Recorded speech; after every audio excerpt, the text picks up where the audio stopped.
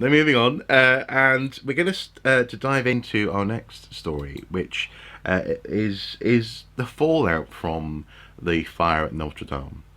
And the way in which, well, initially, actually, I'm quite interested by this. The French Senate has said that Notre Dame must be restored in the same way as before.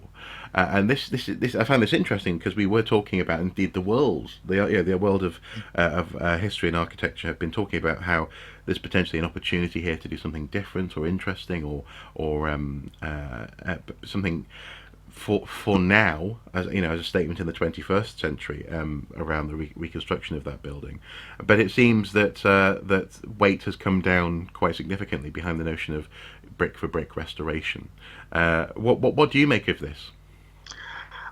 I think it's not unexpected, and I think I suppose it's understandable that if you lose something that is much loved and is iconic around the world, the immediate reaction is to put it back as soon as possible as it was. Mm.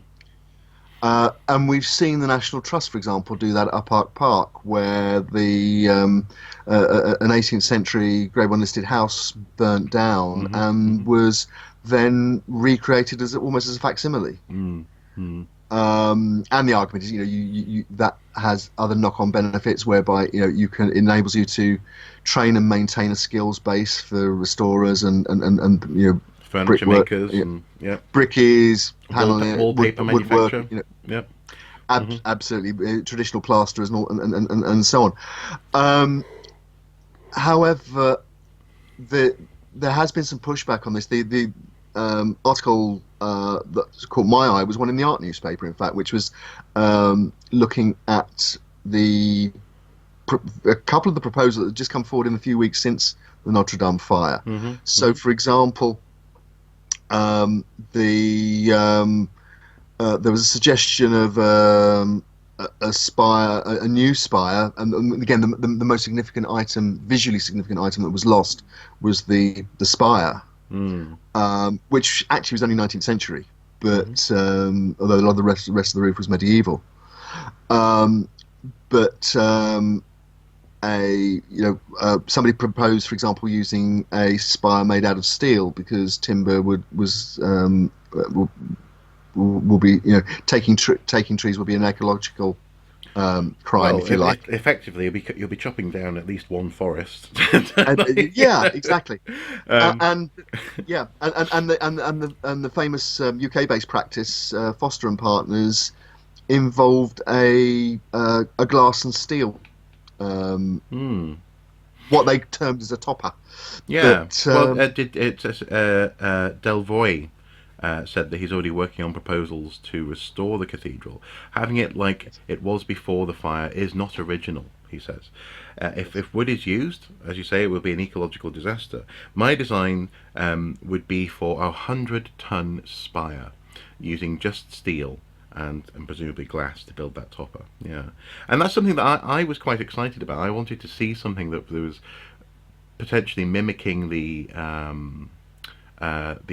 silhouette, perhaps, of the original building, but using modern materials. In so much as I think, and in many ways, actually, my T-shirt "Modern is a Moment in Time" is crucial here. In so much as people at the time when they built it were using the best materials that they could for the yes, job. It wasn't just because this is how we do it. It was that this is the best way to do it.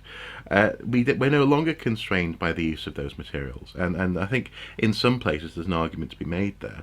I'll just throw in though as well before I hand back to you. The Senate debated this restoration plan that's been put forward by the government and inserted key clauses, including the stipulation that the conservation project restores the monument in the same way visually as before, and that's interesting. That's very yes. interesting. So it could actually just be a veneer on those grounds. And also, if the conservation team uses materials different from those in place prior to the disaster, that they should publish a study giving the reasons for these changes. And I would argue that maybe one of the reasons for possibly having a veneer and having more modern materials inside would be weight and also, as you say, not just chopping down a ton of wood well, tons of wood, in fact, literally, for this project. Because if you had a lighter roof space, and also one that was also innately fire retardant, then we may well avoid this in the future. This happening again. But anyway, so back to you. Absolutely. I mean, I think the other point that's interesting is that they appear to have bought into President Macron's aim to have the restoration completed within 5 years. Which is an astonishing effort if it happens. Yeah. Yes, it would be, but I think that shows that the cultural importance of Notre Dame to Paris, and also the importance of it as a cultural offer to visitors. Yeah. They want things to be back to normal as soon as back to pre-fire as soon as practically possible, I think, and you can understand that. I think the other thing that's interesting about this is you talked about Monsieur Delvoye. This is Wim Delvoye, who's a Belgian artist who was actually proposing this his solution. And what's interesting, I think, is that he's citing ecological reasons, and in a sense that the ecological framework within which buildings are built in 2019 is almost similar to the physical and cultural framework in which buildings were built in 1319. Yeah. So it happens to be the way things are done at the time. So he's saying basically you can pay. You can come up with a different answer to the same question. Exactly. Yeah. Best practice has definitely changed over the years. Exactly.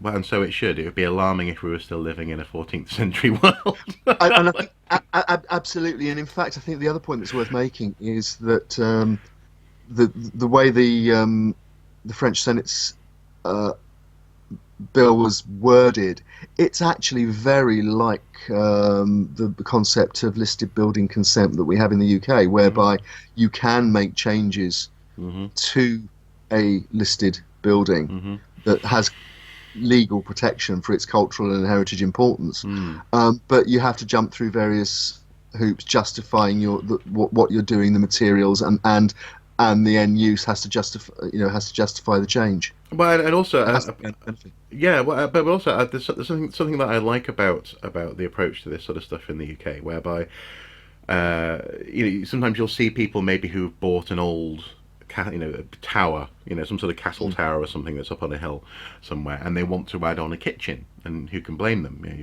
In modern life, you want a kitchen, or maybe a toilet block or something, another wing to the building, and I like the way in which there is a requirement to highlight the change in material, so it's very clear that when you approach the building, what is new and what is original, and some of this stuff is really quite ingeniously achieved. I think I might have mentioned this before at some point, but there was one case that comes to mind where there's a medieval tower, a modern kitchen wing, and other bits and bobs built in a different material, like a steel almost, but the colour mirrors the stone. It's a beautiful sort of colour reference.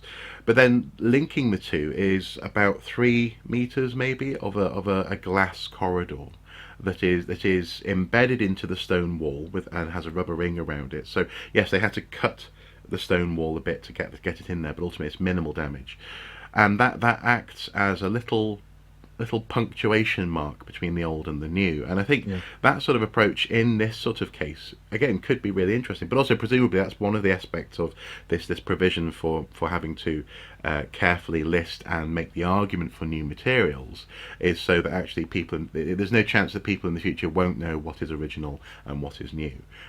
So I guess that's part of what's going on. But I think absolutely, I think there's also an acceptance that you can't preserve a building absolutely in a bottle in formalin on the shelf. No. I mean, just before we started recording this morning, I was looking at the latest edition of Architects Journal, and they're reporting that there is a move afoot at the University of East Anglia to to adapt a very famous teaching block that was designed by Sir Dennis Lasdon, who's the architect also of the National Theatre in London. Hmm. My favourite contemporary architectural form, your least favourite, concrete brutalism.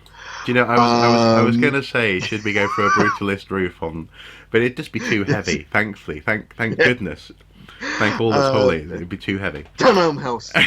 Um, No, we're not going there. Bad. but in all seriousness, yeah, there's a building that is already listed that's regarded as very significant, but there's acceptance that if it's going to have an ongoing life, there need to be changes made. Yes, yeah. Not least to the height of the steps, so you can walk up them when you're a bit inebriated. Anyway, now we're also attaching to this segment a couple of links. For example, there's a link here from Historic England, Emergency Planning and Fire Advice. We have the Collections Trust Emergency Planning. And also emergency preparedness in the historic environment sector. Hashtag Heritage Chat, basically curated Twitter feed. Which people can read, and also using social media in emergencies as well. And did you want us to attach this as just for further reading if people are interested? That's right. I think one of the things that the fire at Notre Dame and before it the fire at the museum in Rio de Janeiro have done is really concentrate minds in terms of quite how fragile even curated heritage can be. Even the best looked after buildings, and I know there are allegations about neglect in Rio, Yes. in the museum in terms of its fire precautions and so on. But I think anybody who's involved in either curating buildings or curating archives perhaps needs to revisit their emergency planning, what to do what would happen in the event of a disaster, fire, flood. Earthquake, whatever. And also having because you can have some form of mitigation or some measures in place no matter your budget. So in the case of Brazil, there was it wasn't just neglect, but also they were being severely underfunded as well. But potentially, That's right. That's one of the That's right. potential problems there. Yeah. But having this It's thought like process I in know place. National Trust properties. The managers of National Trust properties have evacuation plans. So which items you grab first if there's an alert and that kind of thing.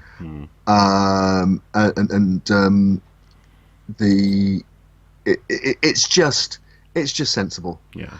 Yeah. Do you know? It's strange. Having digital data backed up, how many of us will do that regularly? Well, though we know we should. Indeed. Well, actually, I had I won't go into it, but massively. But I had a big problem with that a couple of weeks ago. 6 months of work I lost and had to redo it in 3 days. That was fun. But actually, there's also. I'll just sort of end on this because I think there's a grim part of me that's really curious to see that happen. In so much as I'd really want to know how and to observe the practice of quickly grabbing the most valuable things from a building and taking them outside. In so much as I wonder if there's an element of less haste, more was it less speed, more haste? More haste, less speed. That's it. Yes. This idea of maybe you're having to train people. Yes, the building is on fire, but just be careful not to trip and fall through that painting. This kind of thing. It's and that's I know health and safety gone mad. And all the rest of it. But people, it does have a bad reputation. It shouldn't do because it's actually sensible precautions if it's done properly. Well, if done properly, it enables you to do the things you want to do. Yeah, precisely. Yeah, and I think the other thing is now that and we're seeing it. With the issues around the destruction of artifacts in Syria and in Iraq by so-called Islamic State and so on, where disaster archaeology is almost becoming a sub-discipline. The recovery of buildings, the recovery of artifacts, the recovery of information about artifacts when they've been destroyed is sad. Is sadly becoming part of people's work practice, or some people's work practice.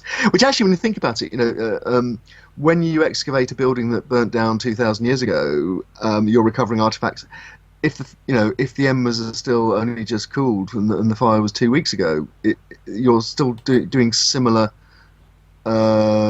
recovery Hmm. Hmm. of fragile and valuable materials. So that there is crossover anyway. I think it's the kind of thing that perhaps we should all have some at least even basic knowledge and understanding of, because it's going to happen again, sadly, and we need to be able to address it. Well, yeah, yeah, but yeah, definitely, yeah, and I think the tendency to just hope it won't happen simply isn't enough. Definitely not. Yes, Yeah. Okay. exactly.